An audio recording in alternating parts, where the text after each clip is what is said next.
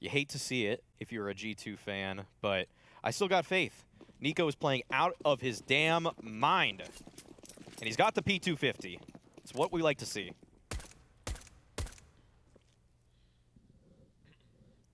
Storm will have the range, having a look indeed. There is a P250 lurking in the hands of Niko. No raid boss, he has utility as well. There'll be a gap between those smokes to be used by the CTs, falling off though as G2 Super Mario to the other side of the bomb site. Hunter has control of CT for now, although there's no pop flash for him to swing around the corner. Oh, yes, there is. It's right here. Waiting now. There's two of them lying in wait, but 5 of Heroic coming from jungle connector. That flash is going to go in the wrong direction. Omnix figuring it out, and it'll be okay, but they won't be able to do much with that. They've got a frag out here, G2. Heroic coming in for the charge. We've got stereo frags, though, from the T side. And there's a third one for Hunter. Omnix gets dropped. They've got to get on this bomb. Tess 1v3. Surely he can't do this. Indeed, he can't. Too many man. Triangle of doom for G2. They take the pistol. Yeah, that was a great position from G2, just having CT control, no contest towards that angle. And Heroic, they had to all flood in from the bench side. G2, they're able to clean them up. 1-0 start for G2, but Heroic, they have a knack for bouncing back. They have looked really good on the second rounds so far in this series. Can't really count them out of any such round, especially with all the deagles in play for Heroic.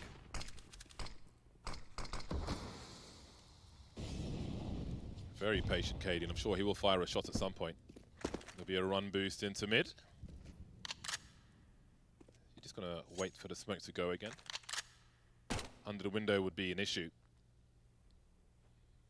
So this jump pick, you can see there is a pixel angle. You can see when somebody crosses the apartments now that he's in position. Oh, he moved. Okay, he spotted one there. Good nade. Does some decent damage.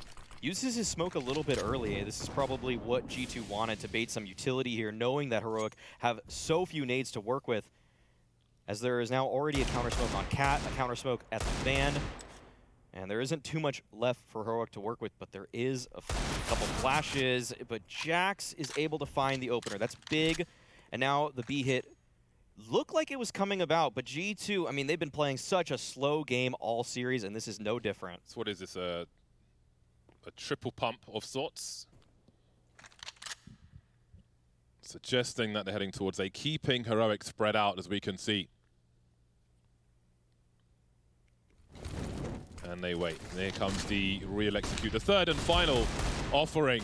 But Storm is here, and he's ready, as is Refresh. G2 haven't even made it to the floor just yet on this B bomb site. Still looking for kills, and the rotation will be here, as we can see. G2 have been delayed, and the time is running low once again.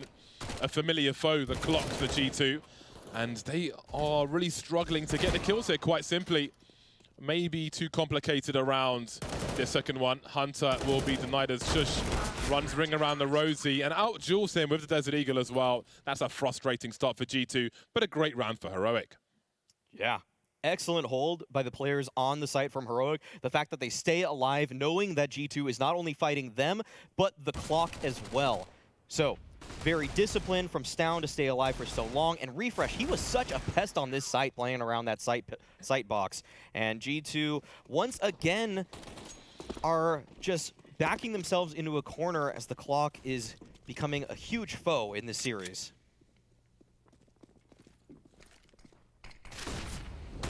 Got to be careful about those jump peaks, but more so when the AKs and AWPs will be out.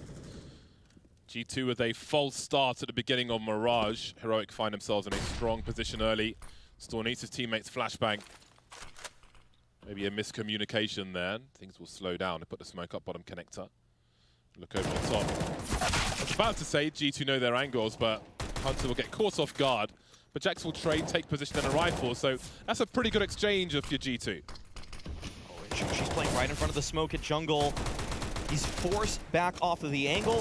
The cat swing comes out, but Niko actually is able to take down Shush in the jungle. A flurry of frags, and G2 actually come out on top. One-man advantage now, but Cadian still holds the line at CT. And with G2 having no utility, it'll be very difficult for them to plant anywhere on this A bomb site. Yeah, that's a very good point. Oh, well, it might be a little easier now as Cadian gets his bell rung. Fades away with the flashbang. Still have Refresh with the Galil on shorts. Now, they know that Cadian is about 10 HP, so I imagine they'll be feeling a little bolder for a CT plant. Niko, well, he takes matters into his own hands. He has probably secured CT now. They're going for an inverse plant there, but they'll go for the default one instead. More confidence towards that CT location. Now Refresh will look to clutch. 2 players extremely low. Off angles being held, a double dink from Niko, and G2 get their second round on the board. And back and forth we go. I expect we'll see a force buy from Heroic once again as the teams continue to trade rounds. That was a really nice pinch from G2. And Jax there finding the refrag on a player behind the smoke. That's just perfect crosshair placement. And again, Jax is just showing why he's one of the elite entry fraggers, which I think Launders was talking about on the desk. Just the way that he's upped his game to a level now that you just always think there's a chance that with firepower alone, he can make something happen. And he did it there. It's a huge opener. Run boosted out towards middle, though. And Heroic playing a passive game once again. Slight emphasis towards B this time around. So if G2 wind the clock down, they might dig themselves their own grave. But G2, they haven't chosen their bomb site just yet.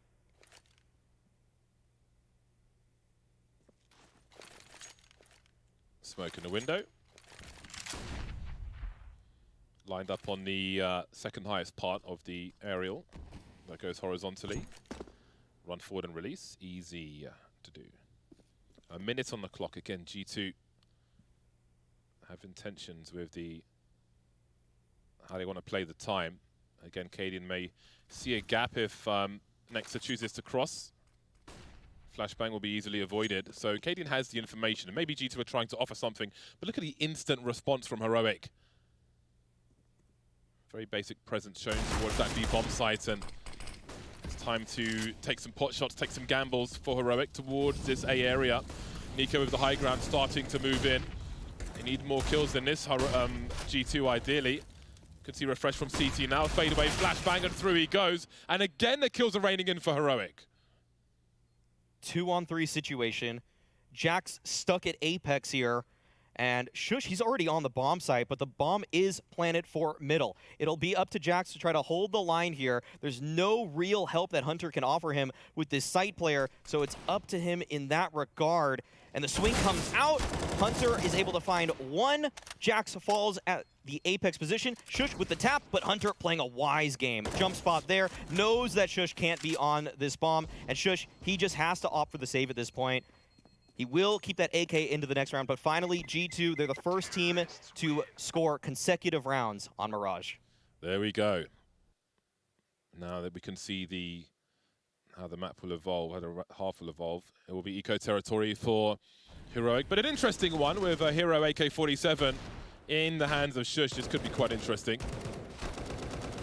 Always fun when you've got just the one can opener on the 5 players.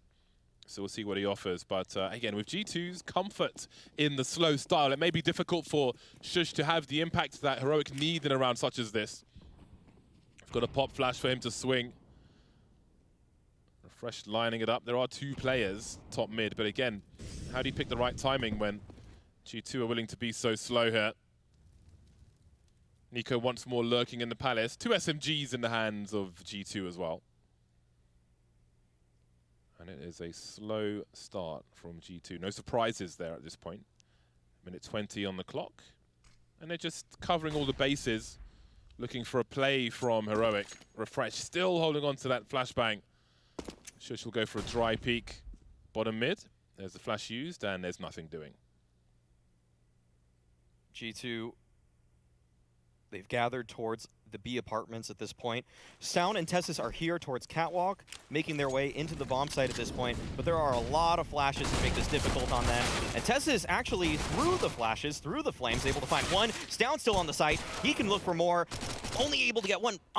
Pinpoint precision with the MAC-10. You don't see that every day. And it looks like G2 are going to be able to dodge the AK of Stown as Niko picks up Refresh now. And Cadian with just a deagle may be able to find Niko as he makes his way towards the apartment. But Niko seems so Oh aware. my God. He counter-strafed away from it to set up the perfect peek. Why are into you that so angle. good? Like, Why is he so good? How does he see that coming? That's so outrageous. He was ridiculous. so focused on T-Ramp the entire time he was rotating. He's just not slack at all. There's zero slack with Niko. He is dialed in. Yeah, he really is. He's ready to win this one. It seems he's brought his focus from the previous map to this. 8 for 2 now is Niko as Heroic are in for the buy once again. No AWP though on the CT side, and that's such an important weapon for the CT team to have. 4 M4s and a FAMAS, and the back and forth will do that. They'll ruin your money somewhat, especially when you're on the arse end of it, the business end of the shotgun, if you will. Run boosts continue. G2 top mid a little faster this time. Niko towards the ramp instead of the palace. It's a big swing from Storm through the smoke, but again, G2 easily avoid this. Yeah, just barely evading each other, but oh, Hunter caught a timing here. That's going to be an opening onto Stound. Cadian's right there for the refrag, but G2, they're so on top of each other that Cadian had to swing looking down at the bottom of Connector, and Hunter is able to find a second because of that. That moment of hesitation from Cadian costs him. And now Hunter, he's taken all the ground. Heroic, they have to save at this point. There's no chance for a retake. The bomb is not actually planted just yet, as G2, in characteristic fashion, take all the time they possibly can to get this bomb down, but still should be a 5th round on the board for them. I think that's supposed to be a jungle smoke, but someone's created an afro on their roof instead. Interesting haircut. That's a strange one. That's why you gotta run drills every so often. Just go through all the maps and throw every grenade that you know. Make sure you're sharp on them. Limit the mistakes. You can see the Persian rugs in the underpass. Refresh not rocking the afro anymore, though. What are your thoughts on that? Well, he's more high top than afro. Yeah, that's true. He was always high top. You're Yeah, right. so it's just, you know, yeah, you're basically spreading false narratives, Alex, is what you're doing. That's not accurate. Just making things up. Oh. Don't be one of those guys. Oh my. Okay. In the blink of an eye, every player from Heroic is dead. Brutality and perhaps revenge after that second last round on Nuke. Round 29 where they were subjected to such a play after the timeouts. 2 of the players were lost and it handicapped them moving into that final round. It's looking good for G2, though.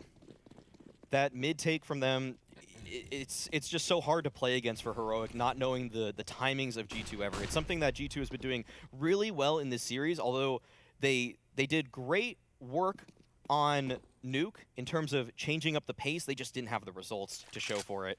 But on Mirage so far, it is paying off for them thus far. Spot flash into connector. That's how you flash your teammates in.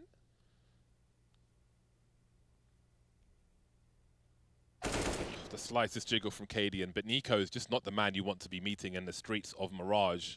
That much is for sure. Cadian 1 for 7 at present, hasn't got the AWP just yet, but I believe it's around the corner. Not too much to offer. These pistol rounds have been somewhat dangerous for Heroic, but as we can see from the scoreline, G2 have prevailed on a regular basis. Great counter smoke from Refresh there. That'll make it pretty difficult to clear him underneath the balcony. Some nade and some spam won't actually flush him out just yet. The swing comes out, though, and Shush and Stound connect with 2 kills, although it is just Tessus now with a P2K. Looking for a little bit more. Niko's on low HP. A kill here would be nice, but he is facing off against the players with full HP. Niko not giving up his life so easily, and Nexa takes him down. 3 alive for G2. Finally, though, Heroic will be able to buy that AWP. In fact, they could buy 2 if they so desire.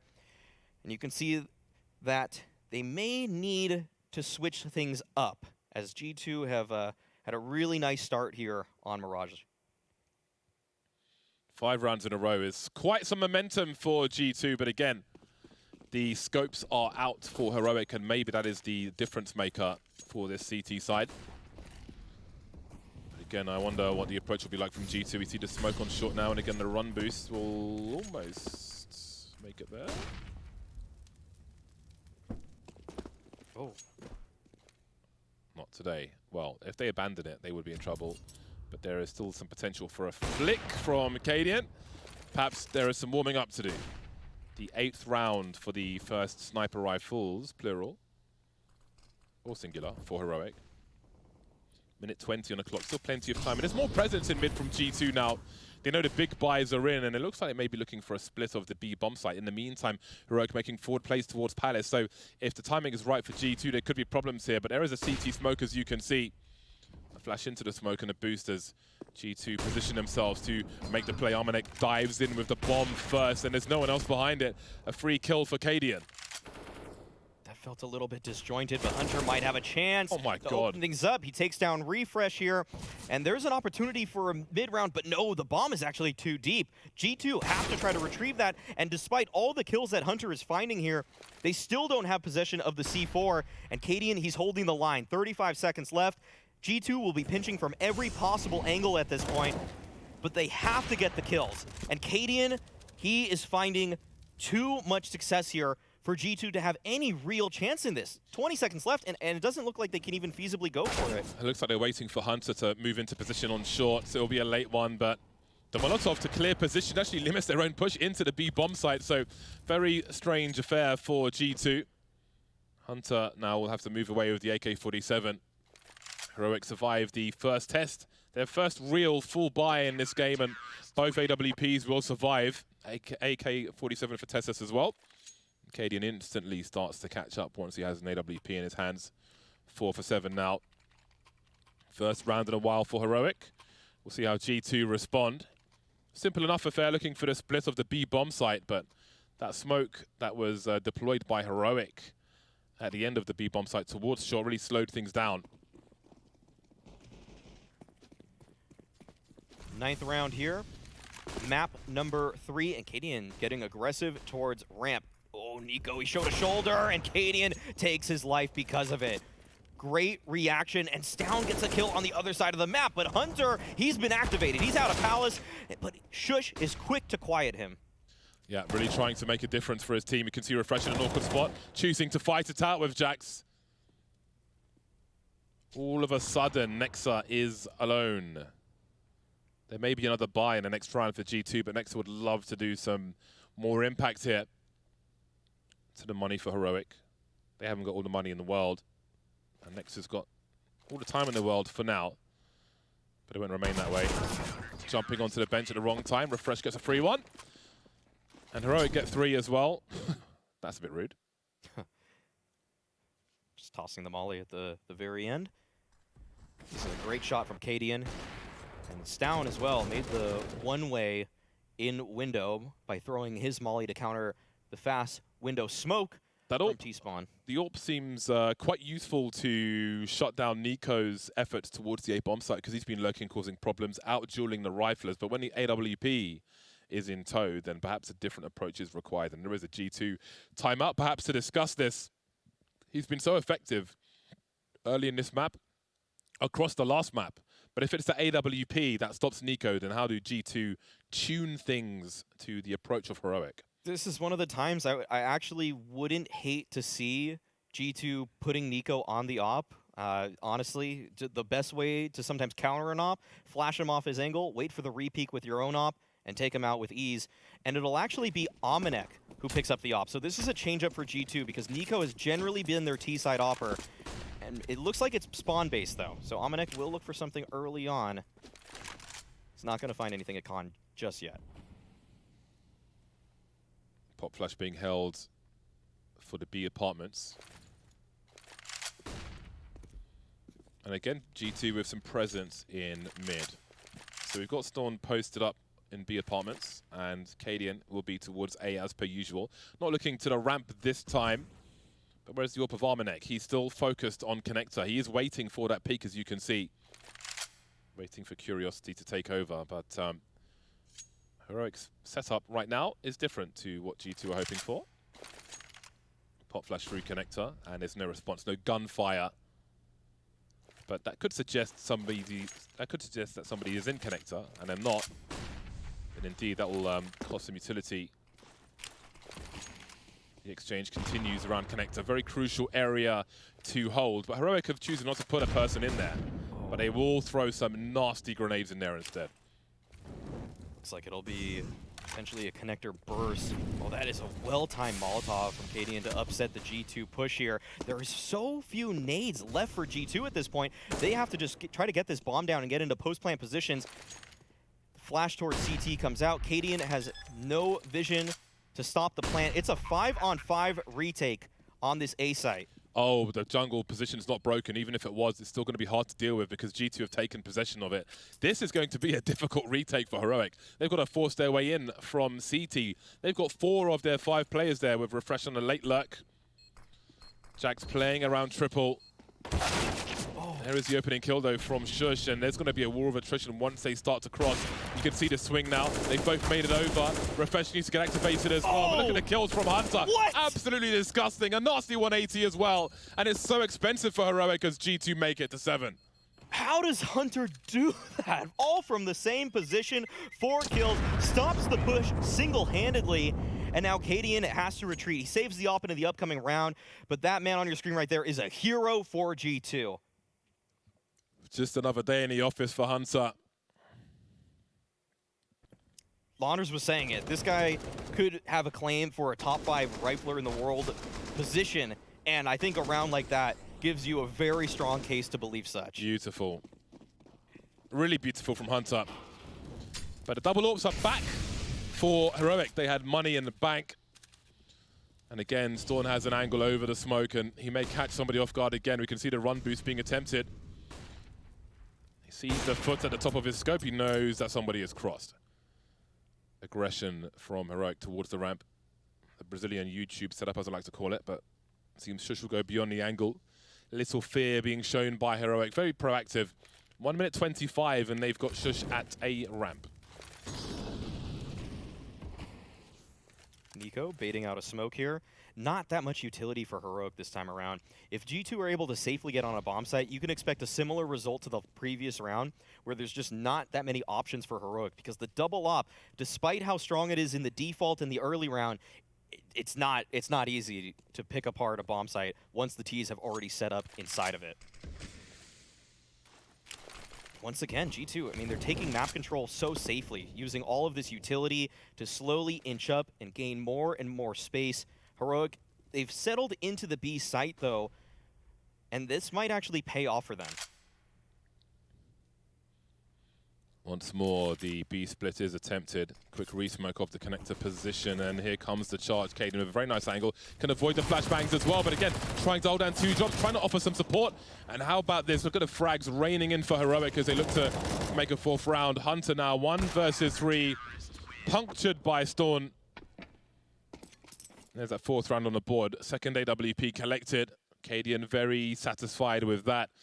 Money's starting to get short now for G2. They may be lacking some grenades in this round if they are to go for the buy. Hunter and Jax can't afford full armor and an AK-47. So there are decisions to be made for G2. Heroic now with 3 of the last 4 rounds. And it does appear to be eco territory for G2. Pistols are out, but G2, they've got a bunch of players that can be dirty with these, and Niko right on cue. Takes down the A anchor and Shush. It's just Stound now at the top of connector. If G2 knew that, they would be flooding this bomb site completely. But the bomb is still back in spawn, so they'll have to take their time. But Cadian, oh, what is this? With an op, has slipped into T spawn.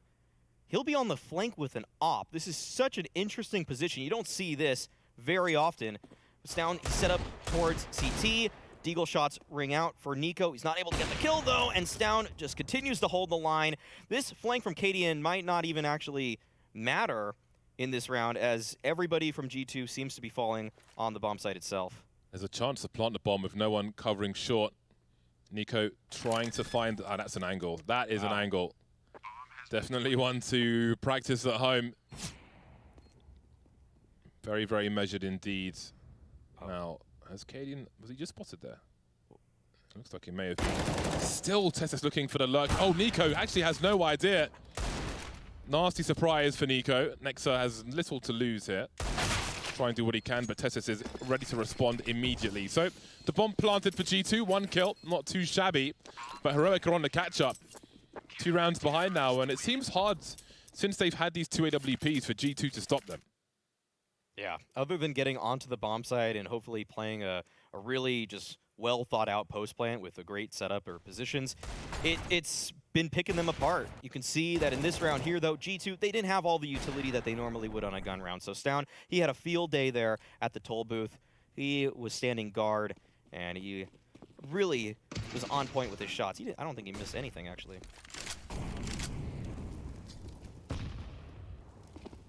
Deep grenades on the ramp. Can one by triple and aim at the... Oh, never mind, no time for that. We've got Storm here. Again, he's been so instrumental with the AWP. Rifle support is here for Refresh, looking for the flick, but won't make the connection this time. 2 versus 3, and it gets worse for G2 because Refresh will buy some time for his squad. Bombs collected, and Hunter will fall away. 1 versus 2, still doable. Make it a 1v1 wherever he chooses to go. That seems to be the case, but Tessis may have a superior angle should Hunter make his way into B apartments. Either way, Hunter will have to cut the noise soon. Otherwise, it's going to be a free kill for Tessis. Indeed it is.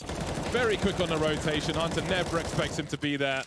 We had a full spray from Niko earlier, and there's one from Tessis as well. Yeah, you can feel that Heroic are finally here on Mirage. 5 of the last 6. The double op setup has been really paying off for them. And right now, G2, they tried something different. A tempo shift, a pace change, fast play towards A, but it doesn't catch Heroic off. The one time they try it is when Heroic decide to stack 3 players close towards that A side. A little bit of fortune on the side of Heroic in this round, or the last round, but they're happy nonetheless. Just can't stop the Orbs, G2, and they find themselves in Desert Eagles again. They've got some smokes, but it is an eco as they look to have a strong buy in the last round of the first half. This will be the second pass. Shooting gallery for Shush, although it seems that he'll have a picture in the gallery as well.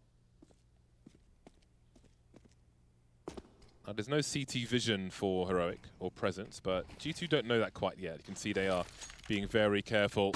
It's a flashbang over connector. Nobody fires a shot. So maybe a chance to head towards jungle for Heroic. G2 don't know what's safe and what isn't. Niko leaving the site now, and he may meet Storm soon. North angle from Niko, which could give him a rifle if he could be successful. Just about. Could see Tessis poking towards the ramp, but the money's a little weird for Heroic here as well, so they may have to give up on this one. Refresh needs to stay alive here. But he won't be able to do so, and it seems they're going to lose way more than expected. Perhaps, I think they were just straight up going for the retake, but they got utterly deleted on that one. 8 rounds on a T side is pretty damn good for G2. That was huge by Amanek there. That was a pivotal position. If he falls right there, there is an opportunity, a slim one at that, but still a chance for Heroic. But the fact that he comes up with 3 is just massive. I mean, this refrag onto Shush was pinpoint, and then Niko, the awareness to be looking towards Palace on the flank, to catch out Stown there. It was probably over at that point, but Heroic, they still went for it, and that comes back to bite them because their weapons are not great. That's one way to make up for it, charging the ramp. Jack's looking away from the flashbang. Now you can look over this smoke towards the high ground just like that, but with a gap as such, Nexa can do the very same.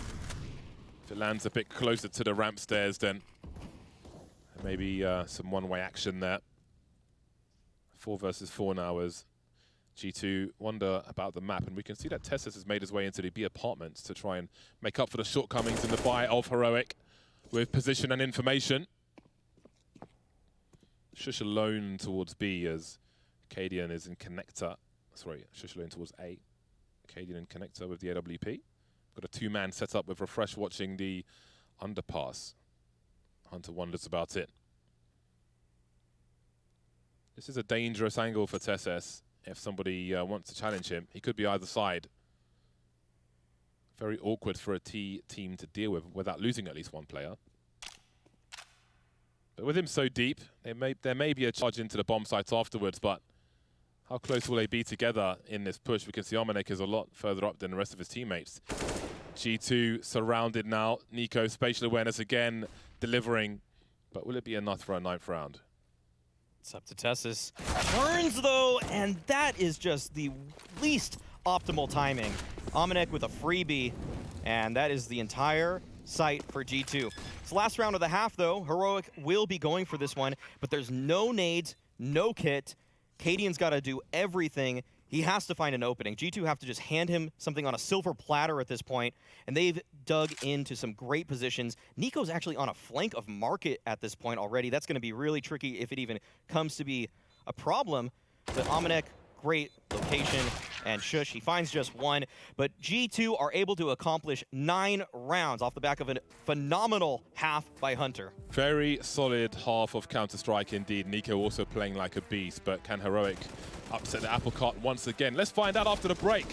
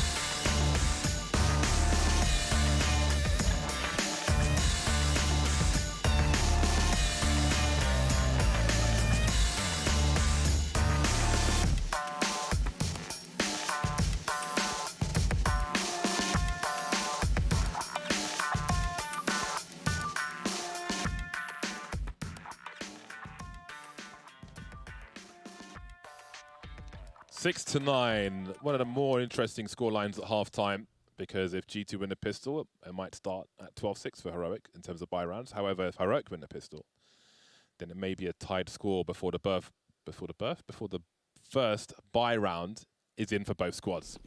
So let's see which way it might go. P250 for Storm. He has Kevlar as well. He is the raid boss for Heroic. A quick boost that is failed. I think he jumped a bit too late there. Oh, that's a bad miss. Jax will show him how it's done. Could have jumped from the platform, otherwise you do not have enough elevation. Oh, refresh. Takes down one, looking for more. The Gush is already out, and Hunter finds the trade. 4-on-4 situation, but Apartments is in control of G2, and Niko is tapping away here at the bench. 2 kills for him, and it looks like Heroic don't want any more of that. Man, Niko's playing absolutely insane. A free kill for Amanek as just jumps through the smoke. Options limited for Heroic. Utterly deleted by G2. A very strong pistol round from them. Yeah, that is a great play to gain some early space, and then they have Niko there to defend the cat split. It's just perfect for G2. That's exactly the start that they wanted. Now they can create some separation in this map. The M4s are out immediately. Amanek goes straight for the AUG and has a helmet also. Must be nice. Let's see what Heroic have to offer.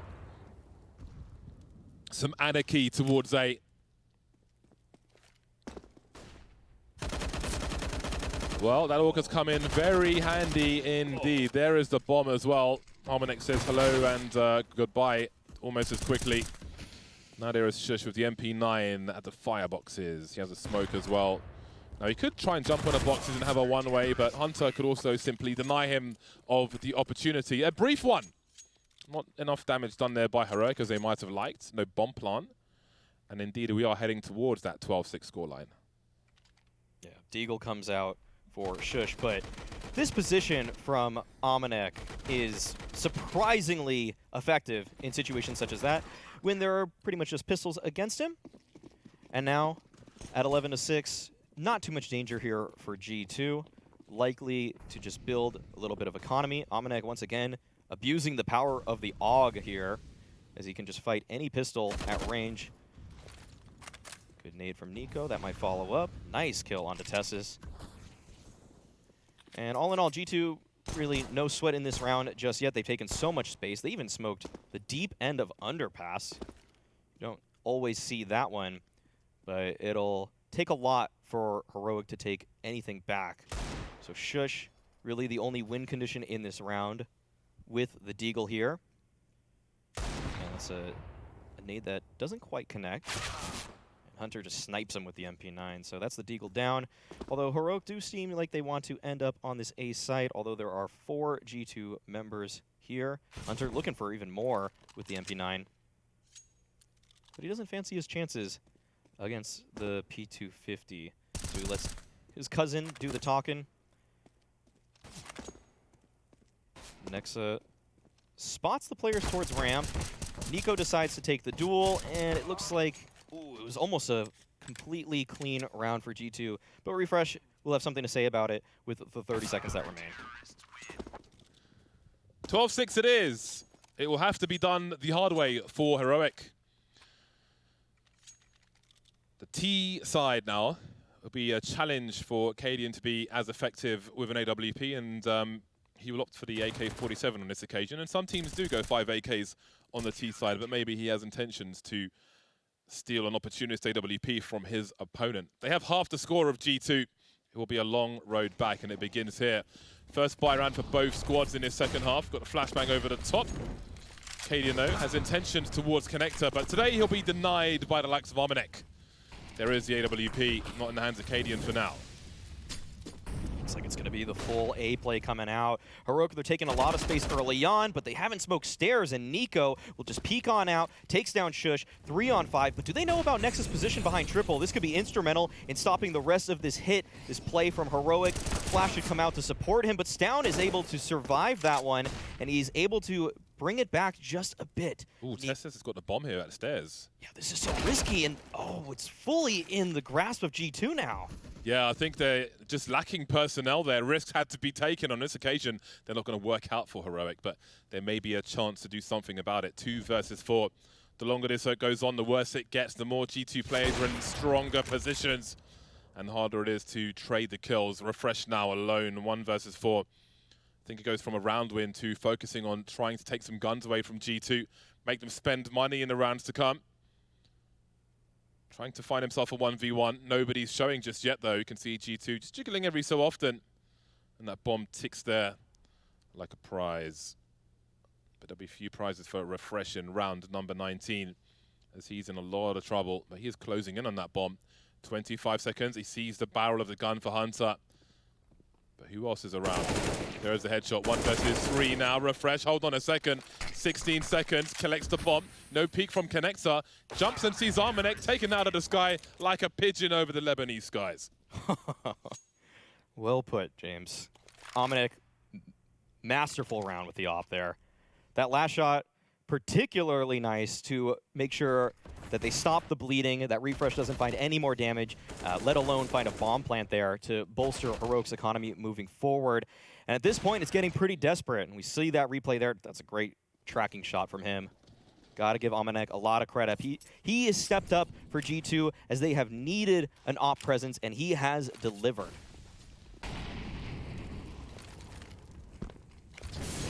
Good damage from Refresh. Definitely one to watch. But again, very tough situation for him. Niko looking over the smoke. Let's see if he's able to find anything. A jiggle. Hard to deal with, though. There's a re-smoke from a teammate to try and hold possession of a very important area. Will there be a peek from top mid? It looks like it. Cadian with the bomb. 5 AKs on road again. At this point, Heroic have a flashbang, and that is it. It'll have to be brute force, and maybe it starts here. But Niko is so hard to kill. 22 for 8 is Niko at present. So aware, and now Hunter pushes towards middle, catches Cadian off guard. This is so difficult for Heroic to find any footing, and now they have no nades to work with at all. No position, no nades, not a lot for them to do here, so they're going to have to fight themselves out of the situation. But Hunter, he's holding a deadly off angle. Refresh perfectly clears it, though. Gets into the site. Does he expect there to be a player at Van? No, Jax is there and ready. Now Shush and Tessis, they knew that B felt open, but it is closed at this point. The G2 players are flooding in. Oh, they're running to their doom now. G2 have the luxury of the angles and time. Jax says hello, spots the bomb, and they come in for the double peek, but Jax will deliver the last kill as well. And you can see the hype starting to rise for G2. Such a lead now in the second half of Mirage. No rounds for Heroic just yet. And again, I just have to note Niko's performance in this map and the last has just been utterly unbelievable. Peak performance from Niko, and that is very dangerous for any opponent. Both of the Kovacs have looked sensational in this game. Hunter as well on 24 and 9. They are brutalizing everybody on Heroic. When it's a rifle v rifle fight, it just feels like they're getting the better of every single player on the Danish squad. Now, desperation buy for Heroic here. A lot of utility going the way of Jax. He's already set up shop on top of the van. Even while he's blind, he takes down Refresh. And that's so much utility burn from Heroic. So Shush is going to have to make something happen with gunwork alone. Hold on a second. Let's look at top mid. Niko is in no man's land, deleting Storm, and that's the remainder of Heroic heading towards the A bomb site. This is chaos, and it seems that G2 are in control of the chaos. 5 versus 2. Heroic purely the recipients of hot iron. Tessis and Cadian now goes from bad to worse, really. It's going to be a really tough task from here. Heroic haven't got a single round in this half, and they need every round now in order to stay alive in this series. Yeah, this is going to be a huge comeback if Heroic are able to manage it. That being said, they were able to do what felt impossible on Nuke, bringing back an 11-4 scoreline. This one, though, it feels just a little tougher. It is a very long road to recovery for Heroic. Never impossible, but quite improbable, that much is for sure. Just a 1 AWP in the hands of G2, unlike the 2 we saw from Heroic when they started to have success on their CT side.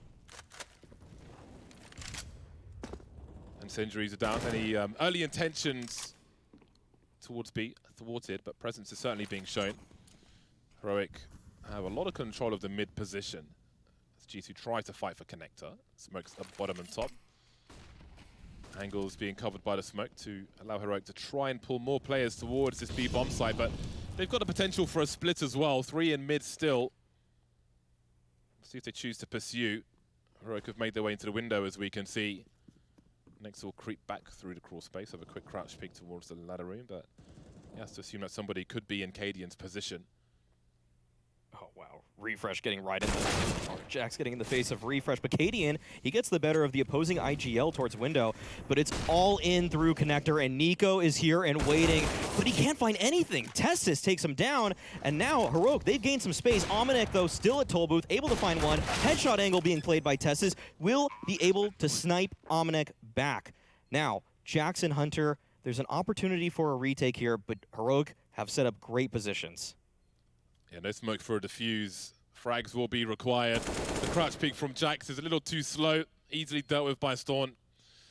Then Hunter is alone. 1 versus 3. $5,000 in the bank. A clean 5,000. TTS wondering what might be. Not sure that Hunter survives this round. Disposes of the AWP. Keeping it out of the hands of Heroic. Maybe that's what Storm's looking for. And he's been someone with a lot of impact frags, a lot of important kills, the AWP on the CT side for Heroic to give them the rounds they have. And it will be the first round in the second half for Heroic, but there's so much work they have to do here. Yeah, Niko's got to be kicking himself. All those heroic players jumping through the smoke that he's holding, and he's not able to find anything. He's had a monster game so far, but maybe the nerves are catching him just a little bit. Closing it out is always the hardest part of games such as these, where you feel like you're in complete control. But heroic, I mean, they're not going to give up without a fight. Good early nade onto Shush, and early mid control. Hunter's already slotted himself in the ladder, though. If this is overlooked by heroic, it could be lights out for them. Oh, man, Hunter comes up with 2. The trade is there from Shush, but it's a 3-on-3. Space has been gained. Radiant doesn't get the better of Nexa this time around. Ooh, that is such a tough angle and a big delivery from Nexa. Things start to slow down now, at least from Heroic's point of view. You can see Nexa being very proactive as he moves across the map. He'll leave 2 of his teammates towards that B bomb site. How on earth do you deal with these angles? Going to be real hard for Refresh if he chooses to pursue B. And he's got to do some work here. Shush with 32 HP and the bomb. If he goes down at range, that has to be a GG here, surely. Armanek starting to wonder. Nexa are so deep towards A. They're not sure if CT's compromising. There's the entry from Shush now. We've got a 2v1 situation. Jack's position unknown just yet. Down goes the bomb. That increases the work for Refresh as Jack fights a little jiggle, and there it is. G2 storm the CT side, wanted it in 2, take it in 3.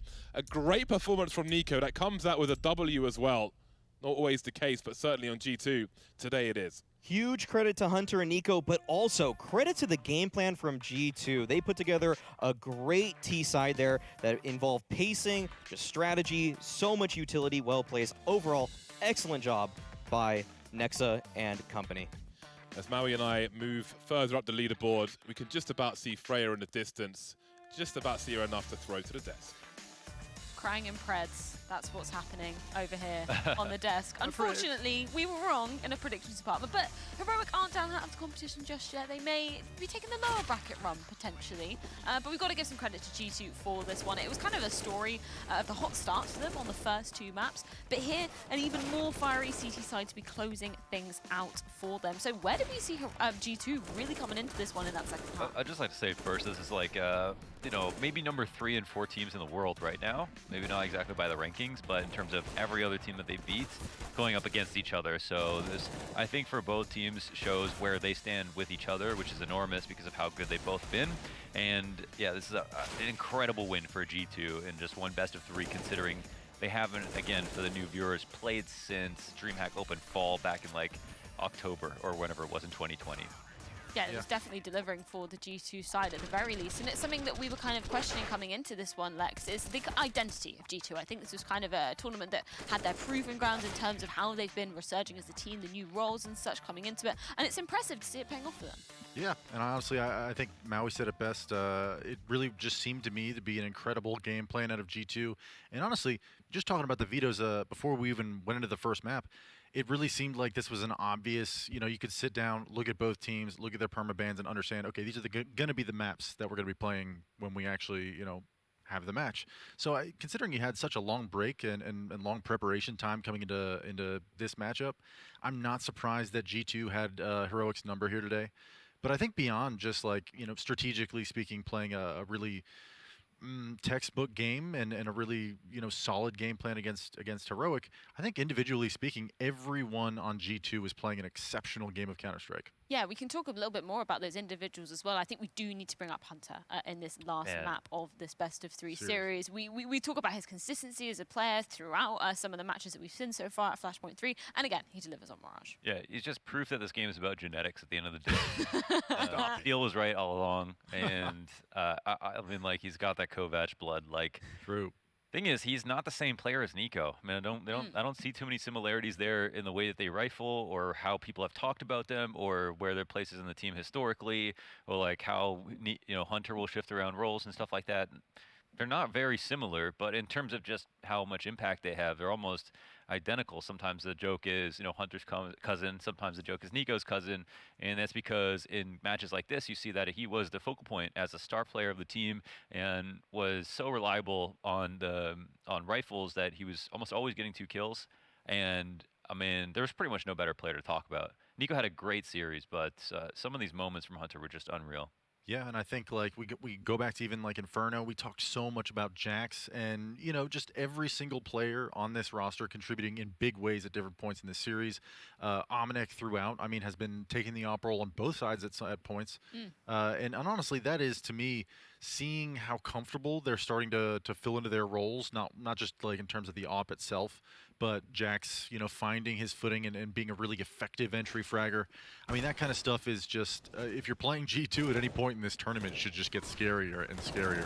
I think that's something that's been kind of the narrative of G2 ever since Niko was brought over as well. It's a story of those individuals, and unfortunately, in those few months where Niko had just joined the roster, we didn't really get to see those individuals shine. So I think it's incredibly exciting that we get to see them so early on in this tournament, having those individuals shine. Does this give you kind of hope for G2 going forward into the rest of Flashpoint 3? 100%. Yeah, these two teams are so similar in the way that they peaked in 2020 and then had a siesta, had a couple of roster changes and peaked again. And I think there was one point where Device said that G2 were the strongest team by individual talent in the whole world. And that said a lot. But I mean, a couple months ago, that just wasn't true. They just weren't all hitting at the same time. It felt like Niko came on and then two people were inconsistent. Hunter had a couple bad months. Almanac had an off tournament. Jax came back in the lineup. Kenny S was inconsistent. But now everybody is peaking at the same time, and it feels like that again. And something we talk about, like when you watch the UFC, for example, is the amount of strikes, but then the amount of very effective strikes. And I think that when we look at key trades in this matchup, G2 were winning the majority of them. And you were mentioning, Cadian was struggling to get a kill in that second half. And you look at his score lines like 6 and 15, and he was a top 20 to 15 player last year by my metrics, along with Down. But in this matchup, he was almost always outclassed. And when he got in the game, it was on Nuke, and that's when they won after a huge comeback. But they had slow starts on both maps 1 and 3, and Cadian wasn't great on those maps either. He struggled a lot this game. Yeah, I think it's a really good point to bring up. We were kind of painting him as potential difference maker coming into Mirage in terms of his role within the team. And you're right, we just didn't see the resurgence that we saw on Nuke, which was instrumental in terms of them pushing to that third map. Yeah, seeing how hyped he was in the second half of Nuke, and I mean, being able to close out that map, that was, critical, I think, for Heroic coming into map 3. Okay, keep the energy and definitely keep the fragging up. And I don't know that we ever really got a chance to see that at all. I mean, in contrast of how comfortable, Niko appears to be in this matchup, and definitely the G2 system, he's found his role and he knows what his job is, and he's been given a lot of autonomy to make those plays happen. And then, when we contrasted him against Cadian, it seems like Cadian is the centerpiece almost at times for Heroic to either find an entry somewhere or to make the proper rotations and have those crossfires set up. And every time you saw him on point, it seemed like G2 was ready for it and they were shutting him down. Well, they're also ready for our winners' interviews. We do have Niko on the line after that matchup. First of all, huge congratulations to the team, man, for making it to that upper bracket semi-final. Hey guys, thank you. It was an important win. I just want to say, Niko, I'm sorry for talking shit about G2. You guys look awesome now. No, it's fine. We deserve some of the trash talking. We didn't perform at our best past couple of months, so we're coming back slowly, and that's the most important. Yeah, you got a new fan back up here on the desk. I do want to ask about the first map of Inferno, because we were really impressed. It seemed like you guys had a really, really solid game plan coming into it, and it seemed like you guys were really focusing on taking down Cadian. Was that part of the game plan? Was that something you were kind of focusing on doing for the side of Heroic? Well, first of all, we weren't really sure what to pick against them, because kind of their maps are really strong. We have similar maps, so we weren't really sure what to pick, so we went for kind of punish pick, which was Inferno, and we really made a good plan on how we want to open up, because our T-side hasn't been great compared to CT side, but we really discussed T-side, how we want to play against them. The coach staff and whole management staff did a really good job preparing us for their play style.